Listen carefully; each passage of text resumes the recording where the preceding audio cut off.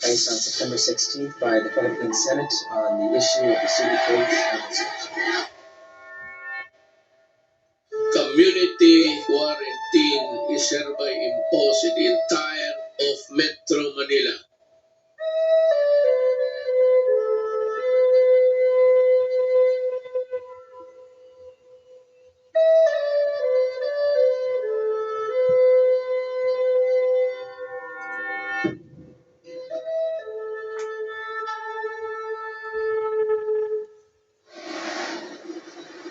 Here in the Philippines, nagsimula yung tradisyon natin ng representative democracy. Wala tayong konsepto ng Senate. Kasi doon sa una nating nire-recognize na naging national government natin, which was the Malolos Republic noong 1899, unicameral yung system na nabuo. It was only after the enactment ng tinatawag Philippine Bill or the Jones Law na nagkaroon tayo ng konsepto na tinaguyod ng mga nationalists natin, mga political leaders natin at that time, na magkaroon tayo ng greater say dun sa governance natin. Ito yung nagsasabi tayo sa mga Amerikano na kaya natin i-match kung ano yung ginagawa nila sa states. Na kung kayo may senador, kaya din namin yan. Doon nabuo yung Philippine Senate for the first time. Ang lolo ko, si Senador Jose M. Ontiveros ay naging isa sa mga senador ng Pilipinas na ipinaglaban ang ganap ng kalayaan natin nung panahon pa ng pananakop ng mga Amerikano. Titles and positions do not mean that much to me anymore. What is really important is to be of genuine service to our people. The Senate has always been referred to as the last bastion of democracy because of its independence. No amount of external powers or influence can be able to sway or dictate upon the Senate of its final decision or of its action. National in scope yung constituency ng Senado. So, pinapakinggan nila ang lahat ng mga opinion ng ating mga mamamayan. Then from that, uupusin na ng desisyon sa mga pending legislations. Dito nagsisimula yung bastion of democracy kasi dito nagsimula yung career or yung aspirations ng mga Pilipino to govern themselves outside of yung local level. Meron ng opportunity to represent the whole Philippines na hindi ka lang ini-elect from a small constituency.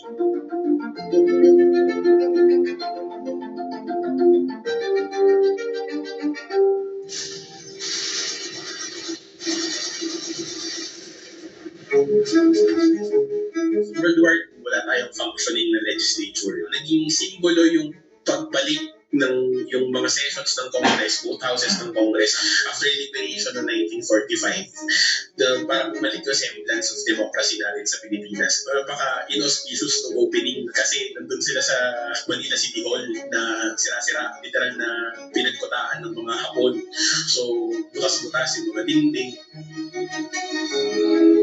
Yung Congress nasa Lepanto, nasa Sampalo, doon sila sa isang dating schoolhouse kasi nga walang natirang mga structures na kayang i-accommodate sila both. The fact na bumalik yung elected officials natin to convene in our own shores, yung sa lupa natin, formally as the Senate and the House of Representatives ng Commonwealth of the Philippines, yun yung signal sa mga Pilipino na we are a democracy. Nagbabalik tayo sa panahon ng demokrasya. Sa National Museum, doon din una akong nag-cover ng mga committee hearings. Ang plenary hall doon, napakaganda. Isang talagang makasaysayang lugar. Ibang-iba ang itsura at mukhang formal na formal. Yung isa sa pinaka-monumental na challenge na face ng Senate natin was yung ratification ng basis agreement 1990s.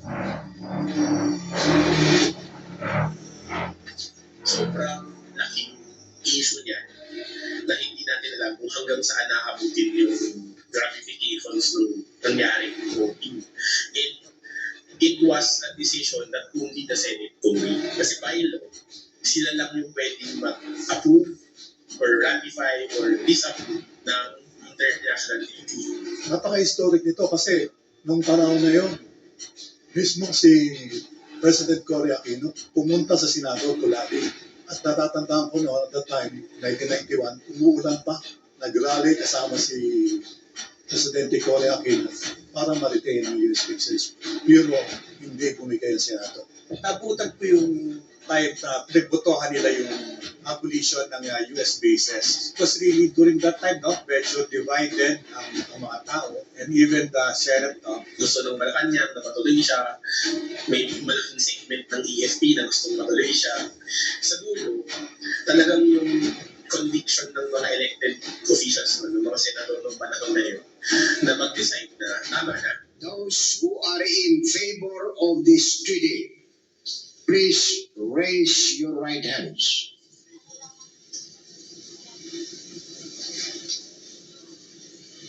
Those who are against this treaty, please do the same.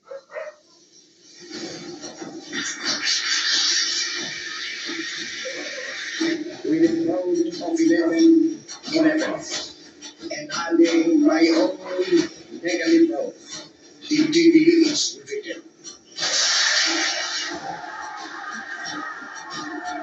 Nanalo yung route of having the US military bases out of the country. So doon nakikita that the Senate is not really dictated upon by even powerhouse country or bigger nations. Isang mahalaga ring papel ng Senado ay yung pagkakaroon ng impeachment. Sa kasaysayan ng impeachment complaint sa Pilipinas, 2 beses or 3 beses pa lang nagkaroon ng ganung level na umabot talaga sa Senado yung impeachment. So, every time na nangyayari yun, yung Senate as a chamber rises up to face yung responsibility nila as the guardians, the bastion of democracy, kasi sila yung magde-defend talaga kung proper ba ba yung nangyayari. So nakita ng buong bansa kung paano gumugulong ang justisya sa atin, ang demokrasya. Sa Senate, dahil laging national yung importance ng concern, kapag nagpatawag ng mabigat na hearing, mabigat agad ang pinag-uusapan, patok agad sa masa. Di lang siya basta chismis, di lang siya basta marites. Talagang, alam mo, pag nasa Senado yung usapan, importante siya. From your experience, sir, what is your most notable experience or memory of the Senate and as a new Director General? There are actually many, except that the one that comes to mind right now is the capture of the Dargani siblings in Davao. They were cited for contempt. We were looking for them so that they can be detained in the Senate. We sought the assistance of police authorities to look for them. We were able to get a hold of them. I was also part of the team that tried to get then whistleblower Engineer Junusado from the airport, but somebody else was able to get him from the airport at the time. And we had to raise his captors along EDSA. Lahat ng to, umabot sa Senate kasi nakita ng mga senador na pressing issue talaga siya. And at the same time, nakita nila na kung saan dapat tumayo ang Senate o bilang mga elected officials, representante ng mga Pilipino. Nakita ko yung resilience sa yung katatagan ng Senado noong panahon ng pandemya. They passed the Bayanihan Law, with the Bayanihan to heal as one. Yung nangyari kasi nung COVID, lahat tayo nagulantang. So the fact na hindi naging matagal yung transition ng Senate to continue functioning kahit kasagsagan ng PCQ noon is testament dun sa value na binibigay ng body sa role nila in government. The Senate did not stop performing its constitutionally mandated duties for the people. Nagiging symbolism tuloy na every time na sumusubok tayo na magbago ng constitution, tinatanggal natin yung tinatawag nating upper house or yung Senate. Pero laging bumabalik sa isipan ng mga political leaders natin na parang may mali. Parang may kulang kapag walang Senate. Senate symbolizes the country's adherence to democratic principles. Napaka-importante na yung ating mga taong bayan na pupuntahan. And I think the Senate fulfills that role. The Senate should continue to remain true to its role as the bastion of truth and justice through its conduct of investigations in aid of legislation. By being independent and by being a pillar of democracy, the Senate has served the country and that the Senate has laid the ground for a more forward-looking future in terms of legislation. Yung idea kasi ng bicameralism, two heads are better than one. Hindi pwede na pang sarili o pang bayang, yung pang lokal lang na perspektibo yung magde-decide para sa atin kung maganda ba or hindi yung isang pulisiya, isang batas. Hindi lang yung problema ko, yung iniisip ko, pero yung problema rin ng mga kapwa ko Pilipino. I'm not sure if the public is aware that the Senate at times, especially during budget times, they stay here until 12 midnight, until 4 a.m. working hard to finish the task that has been assigned to them. Hindi nila alam na talaga yung Senate is working hard for everybody. Kasi siguro ang nakikita nila na mga investigation lang, hearings, pero hindi nila alam yung ano yung behind those hearings. It's a hard-working, I mean, we're a hard-working bunch, I must say. Yeah, we're not perfect, but we work hard.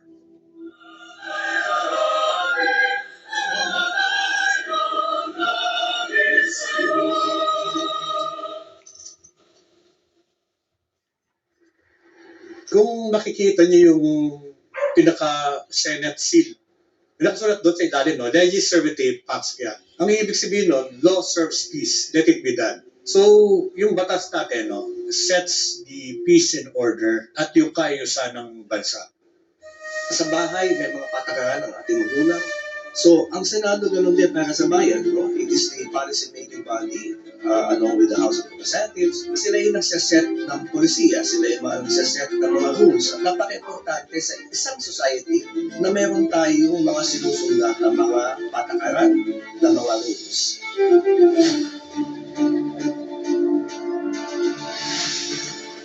Ang Senado ay ang siyang nananatili at tumatayo bilang sandigan.